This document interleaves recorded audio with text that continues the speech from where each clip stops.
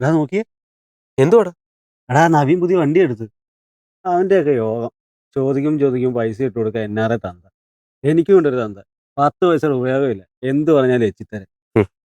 അല്ലേലും ഒരു പ്രായം കഴിഞ്ഞ് കഴിഞ്ഞാൽ ആമ്പിള്ളേർക്ക് അച്ഛന്മാരെ ഒരു വിലയും കാണും. എങ്ങനെ വില കൊടുക്കാനാ? എന്ത് പറഞ്ഞാലും ഉടക്കാൻ വരും. ഒരു കണക്കിന് ഇവരൊന്നും ഇല്ലാണ്ടിരിക്കുന്നതാ നല്ലത്. ഹും.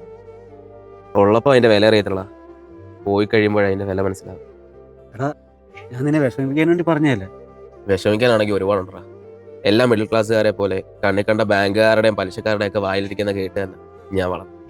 പക്ഷേ ആ നിസ്സഹായ അവസ്ഥയിൽ എന്നെ എൻ്റെ അമ്മ എൻ്റെ അച്ഛൻ പൊന്നു പോലാണ് നോക്കുന്നത്.